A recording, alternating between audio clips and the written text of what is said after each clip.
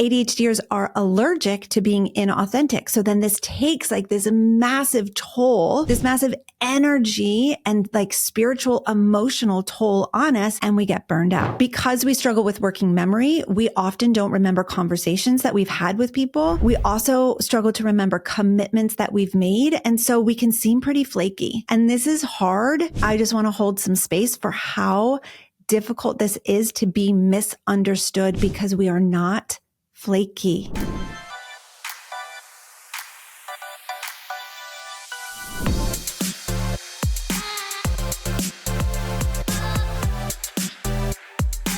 Hey, what's up? This is Kristen Carter, and you are listening to the I Have ADHD podcast. I am medicated, I am caffeinated, I am regulated, and I am ready to roll. Today, we're talking about relationships. We are talking about why we with ADHD suck at relationships. And I think that this episode is going to be extremely valuable, but I do want to let you know it might be a little bit hard to handle as you're listening to it because we're just going to get into the thick of it. We're going to talk about ADHD. We're going to talk about the symptoms of ADHD and how they impact our relationships and just like why in general we can struggle. Relationships are a topic that come up all of the time when I'm coaching. So if you don't know, I am a coach. I coach thousands of people with ADHD and we coach in relationships all the time. I've never met a person with ADHD who does not want to improve their relationships. And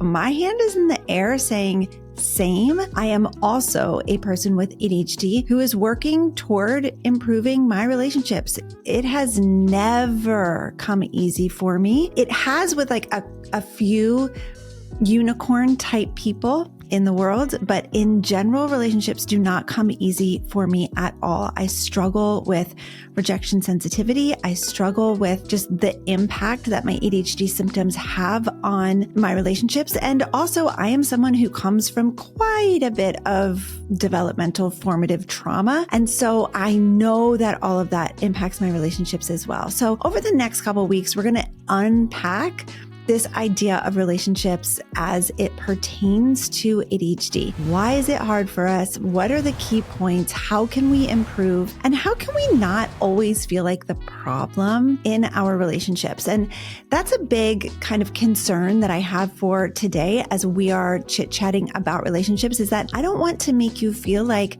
you are the only problem. It takes two to tango in a relationship, okay? It is rarely just a one-sided issue. Sure, every once in a while it is, but usually we have 2 or 3 or 4 people involved in a relationship, and the difficulty does not just rest on the shoulders of one human. I really do want that to kind of sit front and center, even though this episode is going to be all about the aspects of our ADHD that do make relationships hard. This might be a really good podcast to send to your partner, to send to your best friend, to send to somebody in your family that you're close to, that you just really want to understand you better. The point of relationships is connection. I used to think the point of relationships was love. I kind of said that with disdain. I didn't mean to. Love is great. Everybody loves love. Who doesn't love love? But truly, the point of a relationship, in my opinion now, is to feel connected, is to feel close, is to be the opposite of lonely. I want to be the opposite of lonely. I want to feel connected, included, surrounded, held, safe. I want to have people that I can laugh with and joke with and goof off with, but also have serious conversations with and really know that who I am as a person is welcome. That's what I'm so wanting in my relationships. I understand that that can't happen in every relationship, and in the coming weeks, we are going to talk about the different types of relationships and how we can't expect the same relational dynamic in every single relationship. Today, I'm going to talk in terms of our very close relationships. So that would be maybe our partners, our family of origin, our best friends, the relationships that we want to be closest in. Those are the relationships that I'm going to be chatting about today. As we get started, you know I have to remind you that in July, I'm going to be teaching an entire 4 6-week course on relationships geared toward adults with ADHD. It's going to include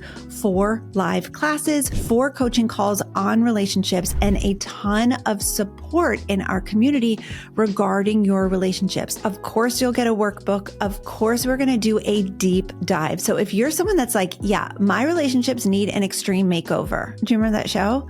Extreme Makeover. It was like body edition and then like home edition. I loved Extreme Makeover Home Edition. It was so fun. If your relationships need an extreme makeover, that is going to be the place to do it. Focused in July. And don't forget, we're running a huge sale. It's going to be at the end of June. It is a summer blowout sale. Stay tuned for details. If you are thinking of joining anyway, now is the time to do it. You can go to ihaveadhd.com/focused for all of the details about the program. It is a massively inclusive, wonderfully accepting, encouraging, neurodivergent, affirming space. You are going to be encouraged and loved and held. It's actually one place that you can begin to build safe relationships and know what healthy dynamics in relationships look like. So if you don't have a community, come join Focused. ihaveadhd.com/focus to learn more. So as I said, some of this might be a little hard to hear, and I do want to acknowledge that right off the bat. I want to take a deep breath with you. I kind of want to hold your hand and just look you in the eyes and say, like, it is going to be okay. You're going to be okay.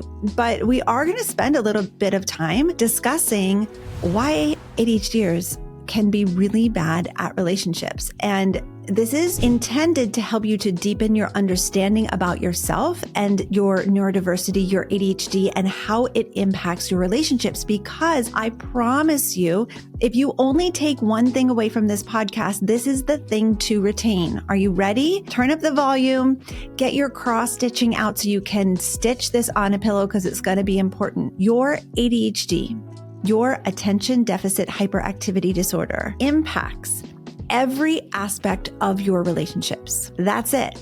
You can't separate your ADHD from your relationships because your ADHD is fundamental to who you are and how you function in the world. So if you are the kind of person right now who's like, yeah, I was diagnosed with ADHD, but it's like no big deal. It's not really bugging me or bothering me. I do encourage you to check in with yourself, with your spouse, with your kids, with your friends, and ask them. Ask yourself, is ADHD impacting this relationship? Is ADHD making this relationship a little bit rocky, volatile, unpredictable, difficult, inconsistent? Is ADHD's impact on this relationship making it so that the other person is struggling? Maybe you're not struggling because you don't notice, because you have ADHD and your self-reflection muscle is really, really weak. Self-reflection is an executive function that we're not so good at. And so you might not even notice the impact that ADHD has on your relationships. But I do encourage you to ask the people around you, is it possible that ADHD is impacting this relationship? I think you might get a really interesting, honest answer. Here are a few ways that I've kind of put together that I think ADHD does impact our relationships. First of all, this is a tough one because we literally can forget that people exist. And it's not because we don't care and it's not because we don't love them, but we struggle with object permanence, and that applies to people. We struggle with people permanence.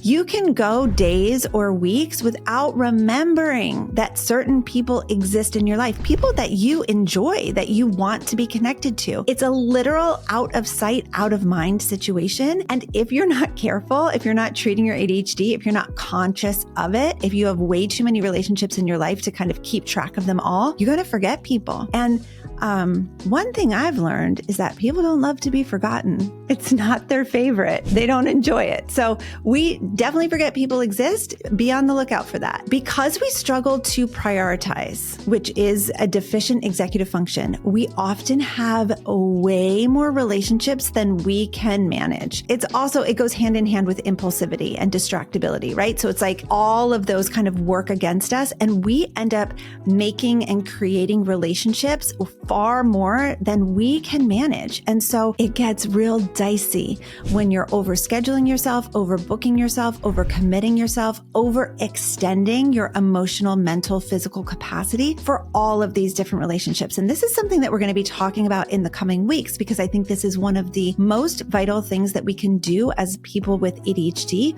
is really be clear on our priorities in relationships. Okay, another way that ADHD impacts our relationships is that we want to be all things to all people in an attempt to avoid rejection. So this hits specifically on our rejection sensitivity, which is connected to ADHD because those of us with ADHD have experienced far more rejection than our neurotypical peers. And that means that we have a natural response to lots and lots of rejection, which is now we're super sensitive to it. We're hyper aware of it. The experience of it is heightened, and it's real hard. And so in order to mitigate that, in order to try to avoid that, we often can become massive people pleasers.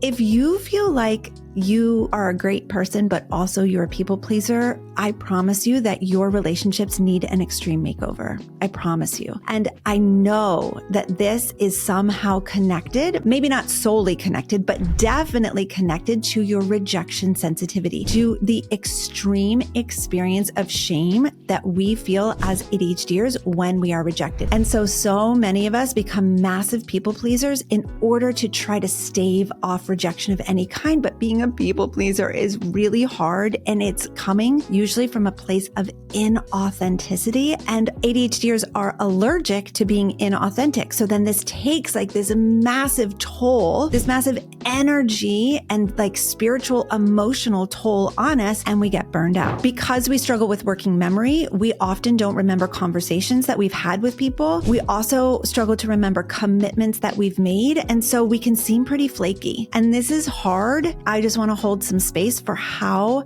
difficult this is to be misunderstood because we are not flaky. We are not flaky. We struggle with working memory. We struggle with the type of memory that allows something to just stay in our brain long enough for us to use the information. And since recognizing someone's face is not crucial to our survival, a lot of ADHD brains are going to forget, like mine.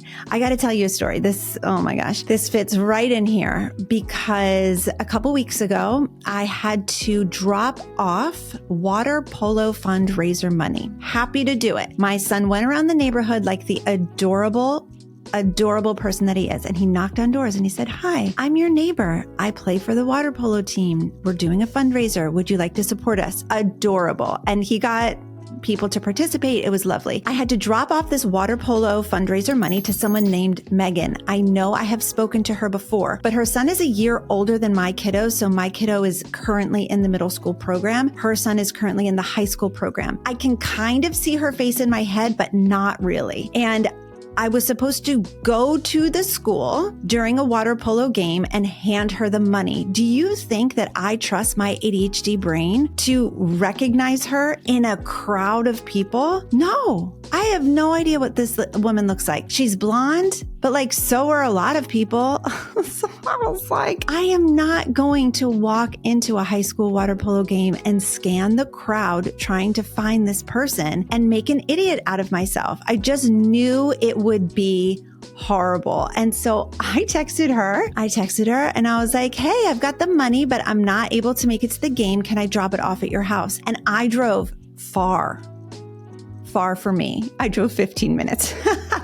But the school's like 5 minutes away. I drove much farther than the school away in order to deliver it to her house so that I did not have to pick her out of a crowd. This is what I'm talking about when I say that the ADHD brain sometimes does not remember this information that is important for relationships. Like if I want to build a relationship with this person, I need to remember what she looks like, but I don't. This is probably why I have 3 friends. You know what I'm saying? This is probably one of the main reasons why I have 3 friends total, because that's the amount of face recognition that I've got in me. Moving on. Another thing that makes ADHD relationships really hard is something that I mentioned before. We struggle to self-reflect, which means that we often make the same mistakes over and over. And this can appear to the person that we are in a relationship with as if we don't care. And this is so hard. And I know you feel so misunderstood by this. I know that this is an aspect, at least for me. I mean, I guess I should just speak for myself, but I feel like I can speak on behalf of my people, saying like,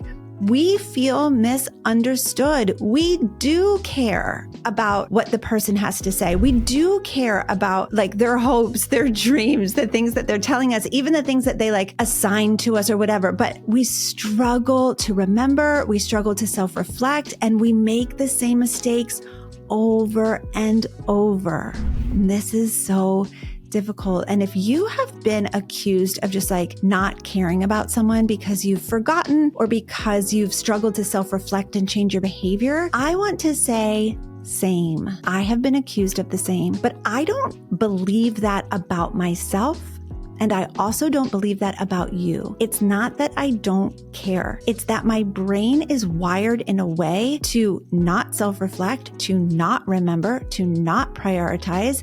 And therefore, being in a relationship with me can be difficult. And I own that. And we're going to talk about taking responsibility for it. But first, we just got to own it. I own that it can be really hard. And I apologize to my people a lot. Oh my gosh, you did tell me that. I am so sorry. Yes, I remember now. Thanks for repeating yourself. That's something that I've gotten really used to saying, very much accustomed to saying, is just owning, yep, I forgot. You did tell me. I appreciate you repeating yourself. Another aspect of ADHD that impacts relationships is that we are quite impulsive. In fact, this is one of the main characteristics of attention deficit hyperactivity disorder is impulsivity. So this means that we can often, and let's just couple that impulsivity with our deficiency in self-reflection. So if we are deficient at self-reflecting and we are impulsive, guess what's going to happen a lot? We're going to overtalk. We're going to overshare. We're going to interrupt. We're going to share stuff about ourselves and try to relate to other people by sharing things about us, and maybe not in a way that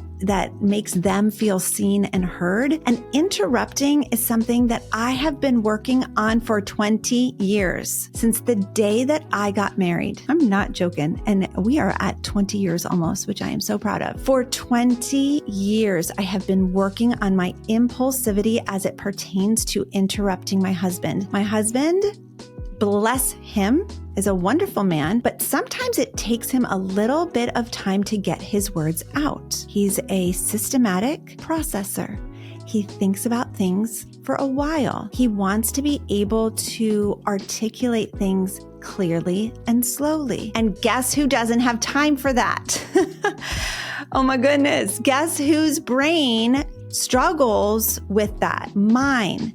Not because I don't love him, not because I don't care about him, not because I'm not interested in what he has to say, but because I think I already know what he has to say and I know I can say it faster. So let me just finish your sentence for you. I promise you, this is something that I have been actively working on for 20 years, and I am getting much better. I have made a lot of progress, but it's still something that comes up. Interrupting people is still something that comes up in my life as a 43-year-old woman. Okay. We can be seen as flaky or unreliable. And that is not because we are bad people. That is because of ADHD's impact on the way that we show up with people. We can forget to show up, forget to follow through, forget to do the things we said we were going to do. And that is hard. It is hard for the people that we're in relationship with. And again, this is not to make you feel badly. What I want to do is say, hey, you know, all of those ways that you're frustrated about yourself and the way that you show up in relationships, it's not because you're a bad person. It's because you are symptomatic. It is because of ADHD's impact on the way that your brain functions and thus the way that you show up in relationships. This is why when people say to me, like, yeah, I was diagnosed with ADHD, but like I'm successful at work and I'm able to manage it and it's no big deal, I'm not treating it. What I want to ask them is, how's your relationship with your partner? How do your kids view you? How is your best friend perceiving you? Are your closest relationships connected and healthy? Do your people feel supported by you? Or are they spending a lot of time accommodating your symptoms with you just kind of like la la la la la dancing through life, not realizing the impact that it has on them? This is why it's so important. Okay, so as I mentioned earlier, impulsivity is one of the main aspects of ADHD, as is distractibility. So let's talk about those two main aspects of ADHD, impulsivity and distractibility. Whether you are inattentive or hyperactive, these may present in different ways, but these are two hallmark major symptoms of ADHD, impulsivity and distractibility. And you better believe they impact every aspect of your relationships. So distractibility in your relationships looks like struggling to listen to what someone is saying to you because you're hearing the lawnmower outside, or you're thinking about a project at work, missing important details of the conversation because your mind is wandering to something more interesting. It's totally guilty of this. Having every intention of doing that thing that your friend or your partner asked you to do, but getting sidetracked with something else and not following through, losing track of time and not making it to that important event you promised to attend for your child. Oh, that one makes my heart hurt. Impulsivity in your relationships can look like, I've already mentioned interrupting, but let's just say it again. Apparently people hate it when we do that. I think that it's fun to actually be in relationship with other ADHDers so that you can just interrupt each other without repercussion. So make sure that you make some ADHD friends, but neurotypicals hate it when you interrupt them, okay? We've got to stop. Okay. Also, impulsivity in your relationships can look like reacting too harshly without pausing to consider the impact that it may have on someone else. Your impulsive brain will react really fast, faster than any other brain that you are in relationship with. And if you are not able to curb that impulse to react, you will likely react too harshly, really fast,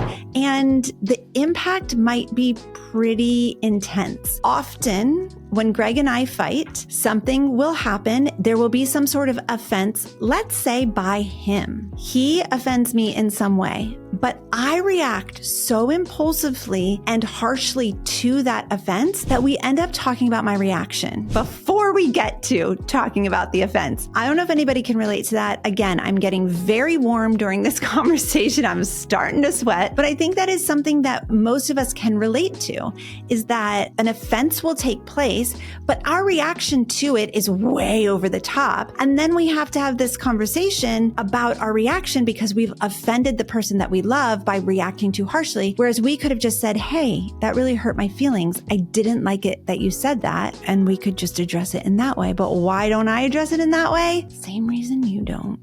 Impulsivity can look like double booking yourself for events and then having to disappoint someone. That's not fun. Disappointing people, major trigger for me. Not fun. It can look like starting projects without completing the last one, leaving a big mess behind, being really flighty and kind of like this unorganized hop from one thing to the next. And your partner is maybe frustrated by the clutter, or your roommate or your kids are just like, why are there piles everywhere? Piles. ADHDers and piles. Am I right? Okay. Impulsivity is also reflected in our spending. And I think that is a massive part of relationship struggles, is the ADHD adult, spouse, whatever, partner will have some impulsive spending issues, and there'll be major fights over the spending, the debt, maybe hidden debt, hidden spending, lots of arguments over this impulsivity around spending. So if you're thinking, yeah, ADHD doesn't really impact my relationships, I'm managing it, I'm handling it, I'm successful at work, I'm a doctor, I'm a lawyer, I'm a teacher, I'm able to get it done, it's no big deal.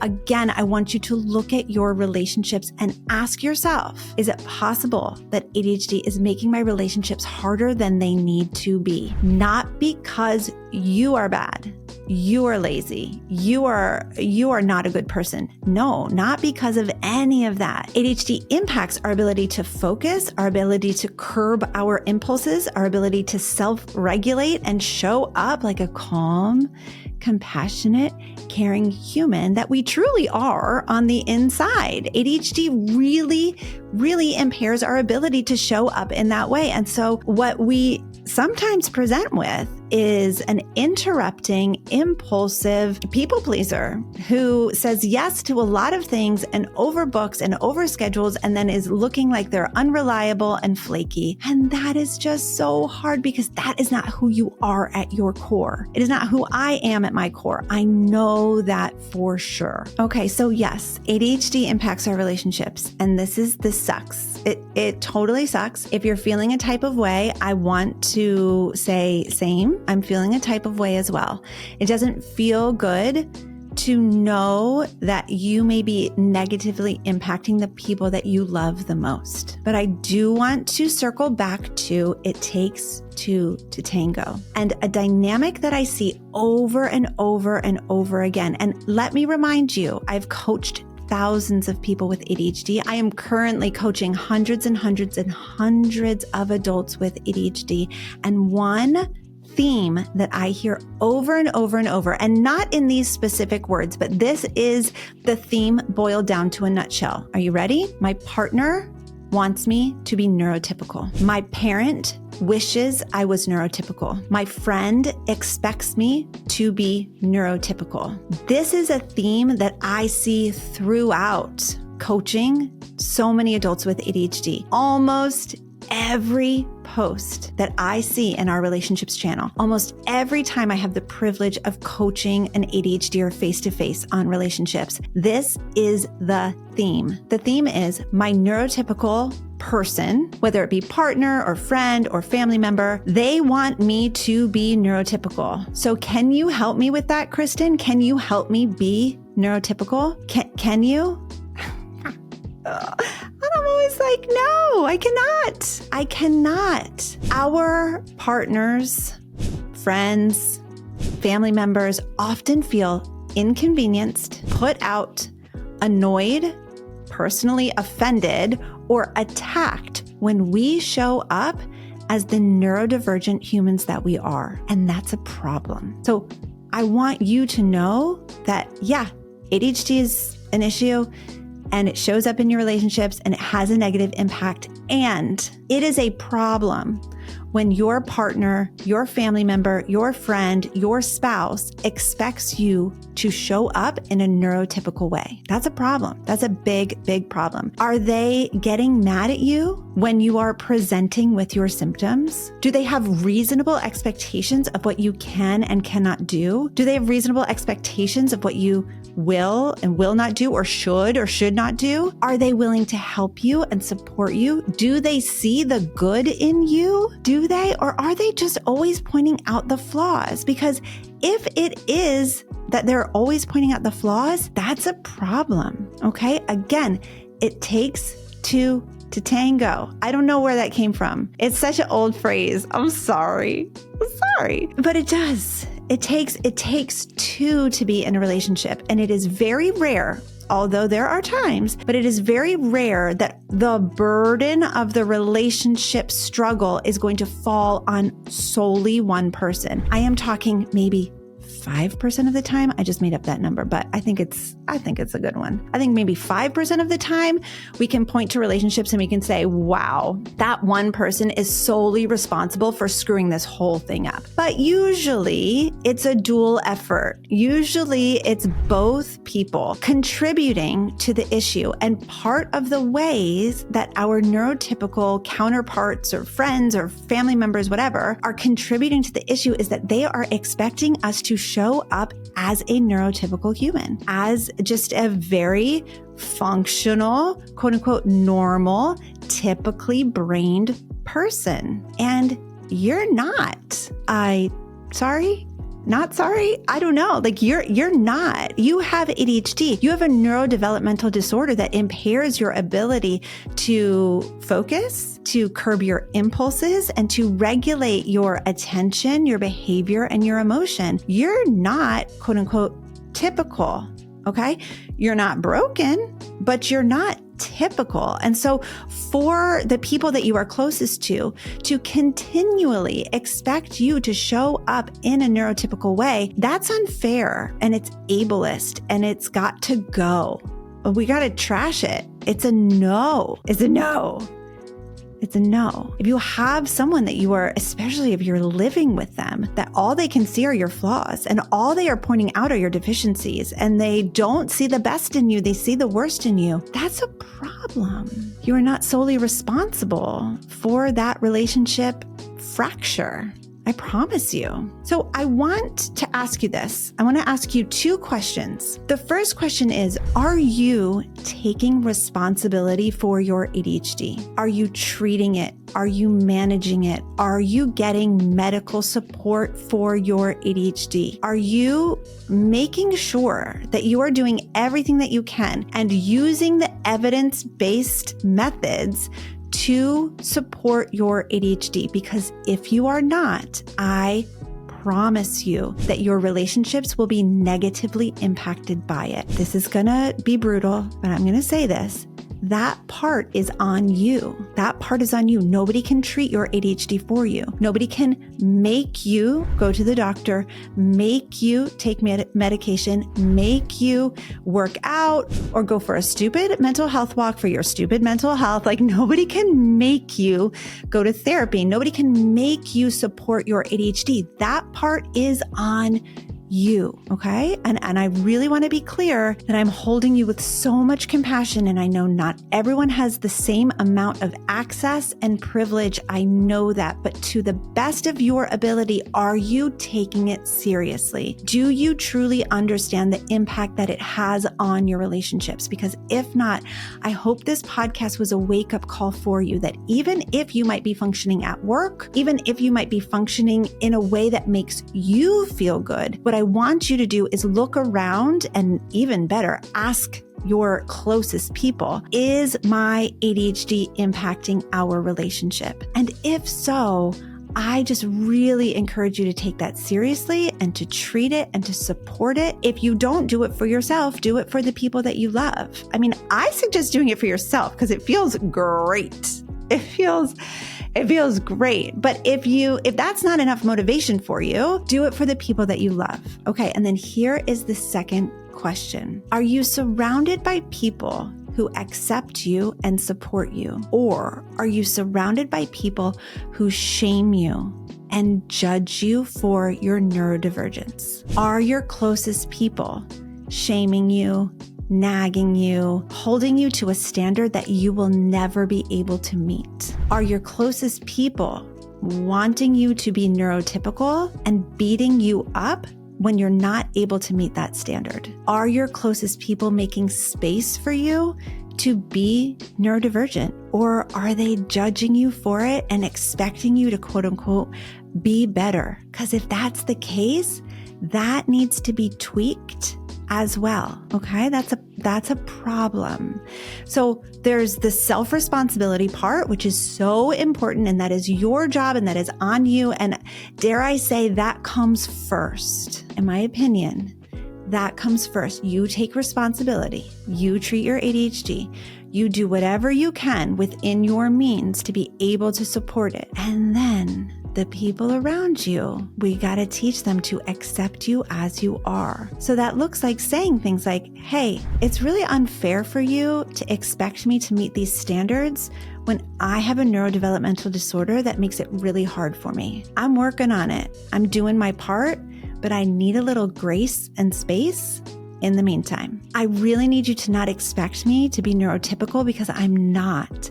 And I know that's disappointing and I know that has an impact on you, but I actually have a neurodevelopmental disorder that is classified in the ADA as a disability.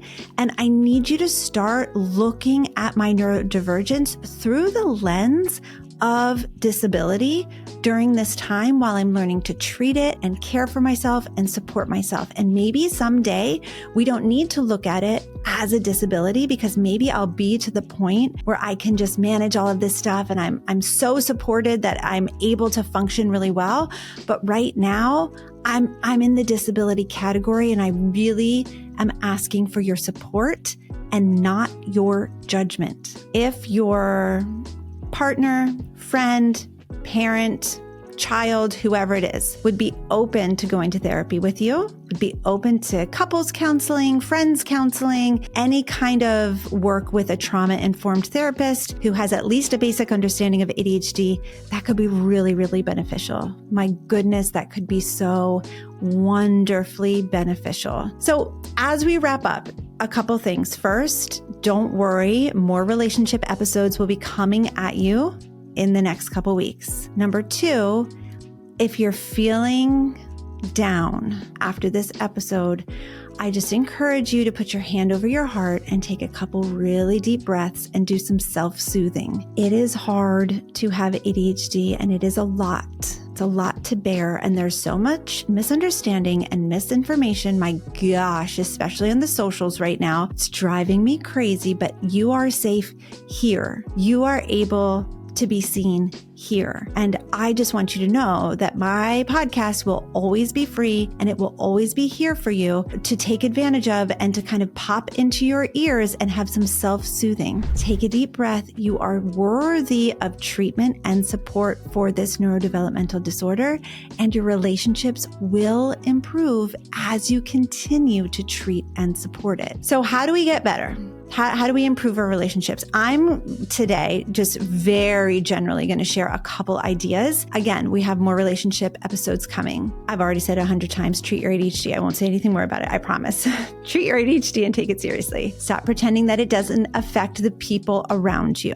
Okay? Know your strengths in your relationships. Know the good things that you bring to the table and really try to capitalize on that. Like, I know that even though I'm impulsive and distractible, I'm actually a really, really good empathetic listener. I'm really good at that. And so I always want to be available to my people, my closest people, obviously not like the whole world, but my closest people, to listen and empathize, because that is one of my strengths. And I want to lavish that on the people that I love. I'm not good at everything. I'm not going to show up perfectly all the time, but I know I'm good at that. And I'm going to give it freely. I'm going to give it freely to the people that I love. So make sure that you know at least one thing within relationships that you're good at, that you can pinpoint and say, okay, I kind of suck at some of this stuff, but I'm really good at this one thing. And I'm kind of going to hyper focus on this one piece and really go kind of all in and giving it freely to my people. So think about the things that you're good at and how you can contribute and add to the relationships. Maybe your contribution doesn't look like cleaning and organizing and scheduling. Okay, that's administrative stuff that we will struggle with. But what does it look like for you to show up for your people? And how can you do that happily? How can you give and serve and love your people in a way where they can truly feel connected and cared for? I already mentioned therapy, but I do want to say that so many of us grew up in trauma, especially being ADHD, being neurodivergent in a neurotypical world. There's so much trauma involved with that. If this could just be your nudge, like, hey, therapy to improve your relationships, even if you are going by yourself, it will make a massive difference when you have the right therapist, which is a whole other conversation. But like finding a good therapist who can walk you through your own childhood experience and the way that you interacted with your parents and how that's directly impacting the way that you're showing up with your kids, your spouse, your partner, your friends, all of that. Learning about your own triggers and like what makes you really, really angry. I remember when my son was little, getting so mad at him and being like, why am I so mad at this tiny, adorable little human? And what I didn't know at the time that I do know now is that I was having a trigger. I was having an emotional flashback. I was really activated by past experiences showing up in the present. I heard this amazing quote, which is, I'm not living in the past lives in me. And that is true in your relationships. The past lives in you until you process it and understand it and deal with it. So if you are able to go to therapy, do it. And then of course,